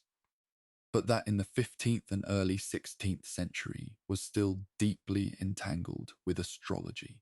with the doctrine of humours, with the theory of elemental sympathies, and with a complex of ideas about the relationship between natural substances and the human body that we would now recognize as a mixture of genuine insight and elaborate misunderstanding. The apothecaries and pharmacists of Renaissance Italy, the speciales as they were called, operated shops that sold both medicines and poisons, because the distinction between the two was, as it has always been, primarily a matter of dose and intention, rather than of fundamental difference in the nature of the substance, and the overlap between medicinal and toxic knowledge was sufficiently significant that the prosecution of suspected poisoners in this period faced a persistent evidentiary problem. The presence of a particular substance in a household or on a person could not, by itself, establish the intent to poison, because the same substance might have entirely legitimate therapeutic uses. Arsenic itself was used medicinally in this period, in carefully controlled doses, for the treatment of certain skin conditions and fevers, and the knowledge of its properties was therefore distributed across a fairly wide range of practitioners and educated laypeople, none of whom could be assumed, merely by possessing it, to be planning a murder. The learned physician and alchemist Paracelsus, writing in the early 16th century, formulated the principle, still fundamental to modern pharmacology and toxicology, that the dose makes the poison, that any substance can be either beneficial or harmful, depending on the quantity administered. And while Paracelsus was writing somewhat after the main period of Borgia activity, his formulation captured a truth that the herbalists and apothecaries and suspected poisoners of the preceding decades had been living with in practice without having yet articulated it with such clean theoretical precision. The philosophical and political legacy of the Borgia era was transmitted to later centuries, primarily through the work of Niccolo Machiavelli, whose observations of Cesare Borgia in the Romagna between 1499 and 1503 provided the most important raw material for the political theory that he would develop in The Prince, written in 1513 and circulated in manuscript during Machiavelli's lifetime, before being published posthumously in 1532. The Prince is a short work, fewer than 100 pages in most modern editions, and it is a work whose reception across the 5 centuries since its composition has been almost as complicated and as contested as the reception of the Borgia family itself. Condemned as satanic, praised as realistic, read as a manual of tyranny, and as a subtle critique of tyranny, understood as the foundation of modern political science, and as the codification of the worst impulses of Renaissance statecraft. What is clear, and what the text itself makes explicit, is that Cesare Borgia was for Machiavelli the closest approximation that actually exist in history had yet produced of the kind of leader he was theorizing. A man who understood that fortune, which Machiavelli famously compared to a river prone to flooding, could be channeled and directed by the man who built embankments and dikes in advance, who prepared for contingency, who acted decisively rather than waiting for events to define his options. Cesare's failure, in Machiavelli's analysis, was not a failure of intelligence, or will but a failure of fortune, the bad fortune of falling gravely ill at precisely the moment when his father died, when his own physical presence and activity were most needed to manage the transition of papal power. Without that illness, Machiavelli suggested, Cesare might have been able to influence the conclave sufficiently to assure the election of a friendly pope, or at least to consolidate his territorial gains, before the new pontificate had time to move against him. The counterfactual is one of the more melancholy exercises in Renaissance historiography. The sense of a plan that was, in its essential architecture, more coherent and more capable than almost any of its contemporaries, undone not by any failure of the plan itself, but by the intervention of a fever, of a body that simply could not, in its extremity of illness, do what the mind required of it. The reputation of the Borgia family in European cultural memory underwent a series of significant transformations across the centuries following their decline, moving through phases of condemnation and rehabilitation and renewed condemnation that reflected, as much as they reflected any accumulating understanding of the historical evidence, the particular cultural and political preoccupations of each successive era. In the 16th century, the Protestant reformers found in the story of Alexander VI a perfect illustration of the corruption of the Catholic Church, and writers from Luther onward used the Borgias as evidence for the necessity of the Reformation. The Pope, who had children, who used the Church's wealth to fund his family's conquests, who was alleged to have purchased the papacy itself through simony, was a gift to those who argued that the institution of the papacy had become an obstacle to genuine Christian life rather than its highest expression. In the 17th and 18th centuries, the Borgias became figures of Baroque theatrical excess, appearing in operas and plays and romans as embodiments of Mediterranean passion and cruelty. The dark mirror of Northern European virtue, the Catholic South rendered as a place of sensuous danger and elaborate moral hazard. In the 19th century, a more systematic approach to historical evidence began to complicate the simple narrative of Borgia wickedness. German historians, in particular, working in the tradition of Leopold von Ranke and his insistence on the primary sources, began to look more carefully at what the documents actually said,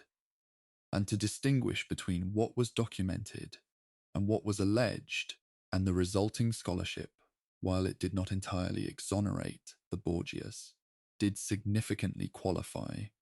the most extreme accusations. The 20th century brought further revisionist work, including the scholarly biographies that sought to rescue Lucrezia in particular from the legend that had been built around her, and the 21st century has produced, in addition to scholarly work, a considerable popular culture revival of Borgia-related narrative, from novels to television series, that has kept the family's name alive in the public imagination, while continuing to blur, in ways that are almost inevitable in popular storytelling, the boundary between the historical and the legendary. The slow rehabilitation of Lucrezia Borgia's reputation in modern historiography is perhaps the most intellectually satisfying strand of the longer story of how the Borgia legend has been examined and revised over the centuries, because it illustrates with particular clarity how the same set of historical facts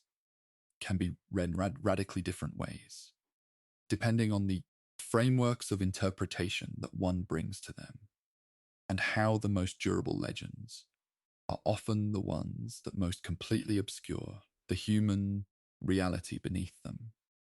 The Lucrezia of the legend, the beautiful poisoner, the incestuous daughter, the femme fatale of Renaissance darkness, was a construction built primarily from the malicious gossip of her discarded first husband Giovanni, Sforza from the political propaganda of her family's enemies, from the assumption, widespread in the misogynistic frameworks of the succeeding centuries, that a woman who was associated with powerful and unscrupulous men must herself be powerful and unscrupulous in ways that went beyond whatever the evidence could actually support. The Lucrezia of the historical documents, the letters, the financial records, the diplomatic dispatches, the accounts of her Ferrarese life, is a considerably more nuanced figure. A woman who was used as a political instrument throughout her girlhood, who survived 2 marriages, and the loss of a second husband she had genuinely loved. Who built a life in Ferrara that was, by the standards of her time, quite successful in its cultivation of learning and art, and who died at 39 after a life that was, in its essential character, more that of a cultivated Renaissance noblewoman than of a murderous schemer. The scholar Sarah Bradford, in her 2004 biography of Lucrezia, and the historian Marion Johnson, in her earlier study of the Borgia family, both contributed significantly to this revisionist project, drawing on archival sources in Ferrara and Rome to construct a portrait of Lucrezia that separated, as carefully as the evidence allowed, the woman from the legend. The process is not complete, and perhaps cannot be, because the legend has so thoroughly colonized the cultural space that the historical figure occupied, that they are now almost inextricably entangled, but the effort to make the separation, to look past the accumulated centuries of storytelling at the actual person who lived and breathed and wrote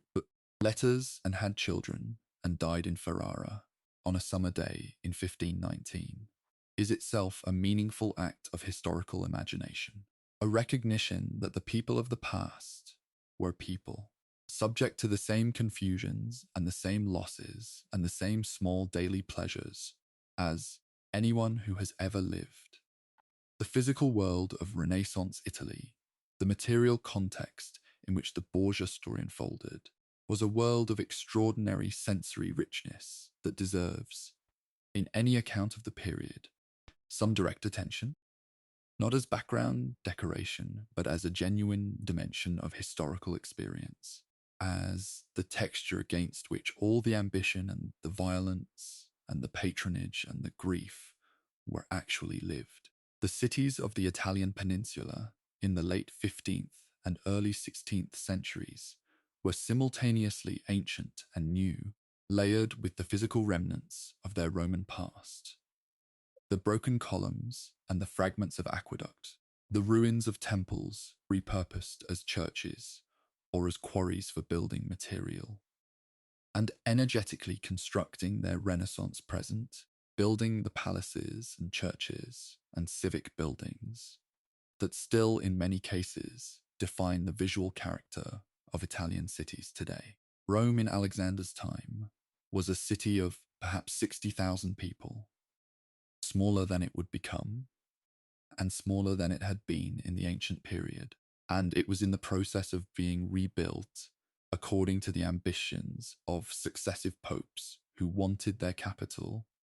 to reflect the dignity of their office, a project that required constant demolition and construction, the perpetual sound of hammers, and the smell of cut stone and fresh mortar, the dust of old buildings being taken apart to provide material for new ones. Ferrara, where Lucrezia spent the last 17 years of her life, was a smaller and quieter city, a city of canals and brick towers and wide straight streets, laid out according to a remarkable Renaissance urban planning scheme, the Addizione Erculea, planned by the architect Biagio Rossetti in the 1490s, that gave it a rationality and a spaciousness unusual among Italian cities of the period, a quality of geometrical calm that must have felt after Rome like a kind of relief. Florence, Milan, Naples, Venice, each of these cities had its own distinct character, its own particular relationship to the past and to the present, its own economy and its own culture, and its own way of organizing the relationship between the powerful and the less powerful, and the story of the Borgias moved through all of them, touched all of them in various ways, and was shaped by all of them in return, in the particular reciprocal relationship between individuals and their environments that makes history so much richer and so much more complicated than any simple narrative of great men and their decisions. The nature of political power in Renaissance Italy was a subject that fascinated the intellectuals of the period with an intensity that is difficult to fully appreciate from the distance of 5 centuries, because we live in a world where the basic vocabulary of political analysis, the state, sovereignty, legitimate authority, the separation of church and secular governance, has become so familiar as to seem natural, while in the Italy of 1490 or 1500, these concepts were still being worked out, still being discovered and articulated and tested against the evidence of political experience in ways that were genuinely uncertain and genuinely urgent. The Italian city-states had created, by the late 15th century, something like a laboratory for political experimentation, a space where different models of governance, the republic, the signoria, the duchy, the ecclesiastical principality, existed in close proximity and in constant competition, where the consequences of political choices were observable in relatively compressed time and space, and where the failure of a particular political arrangement could come quickly and visibly enough to be instructive to those with the intelligence and the detachment to observe it carefully. It was this laboratory and the particular richness of the political experience it had generated that gave Italian political thought of the period its distinctive quality of hard-edged realism, its insistence on looking at things as they were rather than as they ought to be, its willingness to acknowledge that the grammar of actual political life was not the grammar of the theological tradition or the philosophical tradition, but something rougher and more pragmatic, something that needed to be understood on its own terms. The Borgias were, in this context, not merely a family of unusually ambitious and unscrupulous people, but something like a stress test of the entire system, a demonstration of what happened when the institutions of spiritual authority were pressed into the service of purely secular ambition, when the mechanisms of the church were used with complete, unsentimental efficiency as tools of political advancement, and when the conventions and the tacit agreements that normally regulated competition among the powerful were simply set aside by people who had decided that the ordinary rules did not apply to them. The sound of church bells in Rome in the early 16th century was, for those who heard it, the primary means by which the city organized itself in time, the auditory marker of the hours and the seasons and the great cycles of the liturgical year, and it is worth resting for a moment in the imagination of that sound. The deep bronze resonance of the great bells of St. Peter's, the higher and lighter voices of the smaller parish churches scattered through the city, the way the sound would travel across the rooftops in the still air of an early morning, when the streets were not yet full of the ordinary noise of a city going about its day. It was in that soundscape, in that particular acoustic texture of a city, governed by the rhythm of religious time, that the Borgias had lived their extraordinary and terrible, and in some ways genuinely magnificent lives. And it was against that background, the bells and the candlelight, the scratch of quills on vellum in the Vatican chancery, the movement of armed men through cobbled streets at night, the smell of the Tiber in summer, and the particular clarity of the Roman winter air, that the story of a family's rise and fall had played itself out across the 11 years of Alexander's pontificate, and the few years before and after. The beauty of that world and its violence were not separate things, but aspects of a single reality, a single place and time, in which extraordinary human creativity and extraordinary human ruthlessness existed not as contradictions, but as expressions of the same fundamental energy, the same restless insistence on making the world conform to the shape of one's own desires, that characterizes both the artist who will spend a decade on a ceiling and the politician who will spend a lifetime on a papacy. What the Borgias teach us, if they teach us anything, is not simply that power corrupts or that ambition is dangerous. Though these lessons are available in their story, as they are available in most stories of political life, they teach us something more particular and more interesting about the conditions under which the ordinary moral inhibitions that govern human behavior can be quietly suspended, about the way in which the institutionalization of power creates environments in which actions that would be unthinkable in private life come to seem not merely possible but necessary, and about the ease with which the language of sacred obligation can be made to the purposes of the most thoroughly secular ambition. And so the story of the Borgia settles, as all stories eventually do, into its place in the long and patient archive of human experience, joining the thousands of other stories of families and ambitions and institutions that have risen and fallen across the centuries, leaving behind them their documents and their buildings and their legends and their names, which continue to be spoken long after the people who bore them have returned to the earth from which they came. The Borgia apartments in the Vatican still exist,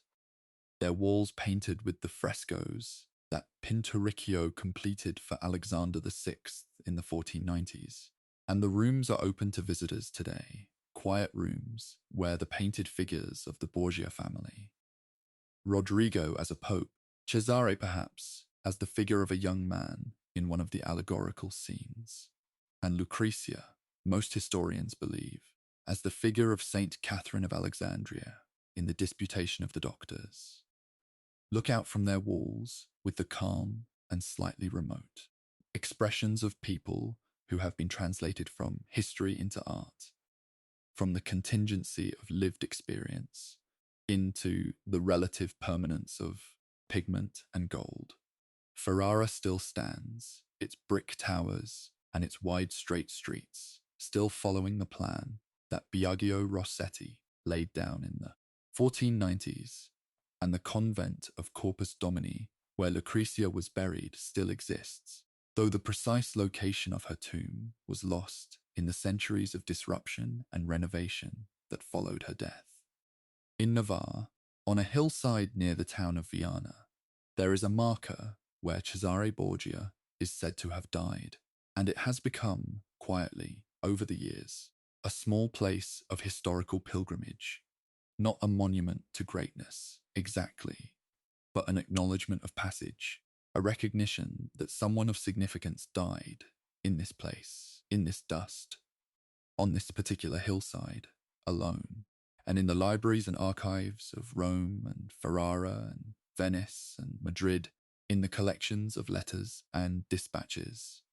and chronicles and diaries that the people of the Renaissance wrote with such extraordinary prolificacy, the raw material of the Borgia story continues to exist in its original form, waiting for the next reader who will come to it with patient eyes and the willingness to let the documents speak in their own voice, without the overlay of 500 years of legend, without the accumulated weight of everything that has been said and written and staged and filmed about this family, and to find there, in the faded ink and the imperfect Latin and the slightly breathless urgency of a diplomatic letter, written by candlelight in a Roman palazzo on a warm August evening in 1492, the particular quality of a world that was fully real and fully human and fully gone, and that exists now only in the act of being remembered, quietly, in the small hours of a night that is itself becoming, moment by moment, part of the past that it so gently carries. It is late now. The candles of the Renaissance have long since burned to nothing. The bells that rang across Rome in the age of Alexander VI have rung their last notes into the accumulated silence of 5 centuries, and the people who heard them, the cardinals in their red robes, The soldiers in the narrow streets, the scholars bent over their manuscripts, the young woman travelling northward through the Italian countryside in a procession of 1,000 people, wondering what her new life would be. Have all of them returned to the earth? Have all of them become, in the fullest and most irreversible sense, the past? The story we have followed together through these long hours has been a story of ambition and its consequences, of legend and the human reality beneath it, of the way that power shapes the people who hold it, and the people who live within its reach, of the quiet persistence of beauty in the midst of violence, of the extraordinary richness of a world that was also, in so many ways, deeply and consistently sorrowful. But it is also, and perhaps most essentially, a story about time, about the way that time softens even the sharpest events into the gentleness of history, the way that what was once urgent and terrible and immediate becomes, across the centuries, something that can be held at a careful and thoughtful distance, examined without the immediacy of fear, understood in its full complexity, rather than reacted to in the urgency of its unfolding. And here you are, at the far end of that time, safe in the present, in your bed, in your room, in the quiet world of a night that is simply a night,